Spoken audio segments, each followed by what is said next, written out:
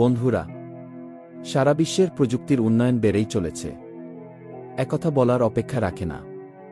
এর উপর ভিত্তি করে আমাদের আগামী 2030 সালে জাপান ও বাংলাদেশের বাস্তব অবস্থা সম্ভাব্য বিশ্লেষণ করা যাক। জাপান উন্নত কিন্তু সংকটাপন্ন। প্রথমে জনসংখ্যা সংকট। জাপানে জন্মহার অনেক কম, 1.3, 1.4 নিচে, ফলে 2030 সালে দেশটির বড় অংশই হবে বয়স্ক জনগোষ্ঠী। তরুণ কর্মীর সংখ্যা কমে যাবে, ফলে মানবসম্পদ ঘাটতি থাকবে। এরপর রোবট নির্ভরতা ও অটোমেশন। অনেক শিল্পে মানুষ নয়, কাজ করছে রোবট ও এআই। বৃদ্ধদের সহায়তায় বাড়িতে রোবট, হাসপাতালেও রোবট নার্স প্রচলিত। কৃষি ও নির্মাণেও প্রযুক্তি ও মেশিন ব্যবহার বাড়বে। এছাড়াও বিদেশি কর্মীর প্রয়োজন বাড়বে। জাপান ইতিমধ্যে বিদেশি দক্ষ কর্মী আনার নিয়ম শিথিল করছে।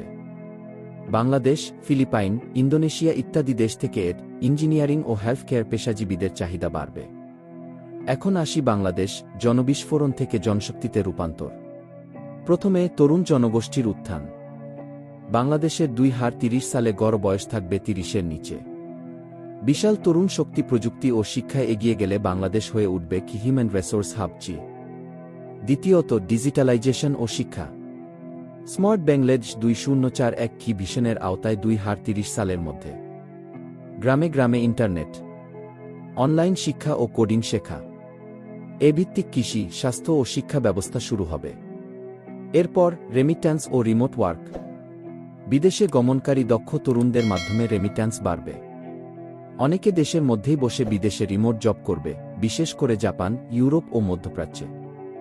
এছাড়াও স্টার্টআপ ও প্রযুক্তি খাতের উন্নতি। স্থানীয় স্টার্টআপ কোম্পানিগুলো সফটওয়্যার, এডটেক, হেলথটেকে বিনিয়োগ পাবে। ইউনিকর্ন, বিলিয়ন ডলার কোম্পানি তৈরির সম্ভাবনা থাকবে। এখন আসি বাংলাদেশ ও জাপানের সংযোগ, ভবিষ্যতের কিছু সম্ভাব্যতা। কারণ জাপানের রয়েছে প্রযুক্তি ও মূলধন। বাংলাদেশের রয়েছে তরুণ জনশক্তি ও শেখার আগ্রহ। যা হতে পারে যৌথ project, robotics, smart farming. Bangladeshi শিক্ষার্থীদের জাপানে পড়াশোনার সুযোগ বাড়বে। জাপানি কোম্পানির বাংলাদেশে ফ্যাক্টরি ও আউটসোর্সিং বৃদ্ধি পাবে। তো বন্ধুরা, উপসংহারে আমরা বলতে পারি যে 2030 সালে জাপান ও বাংলাদেশের মধ্যে থাকবে বাস্তবভিত্তিক প্রযুক্তি সহযোগিতা। বাংলাদেশ তরুণদের দক্ষতা বাড়িয়ে বিশ্ব অর্থনীতিতে গুরুত্বপূর্ণ ভূমিকা রাখতে পারে।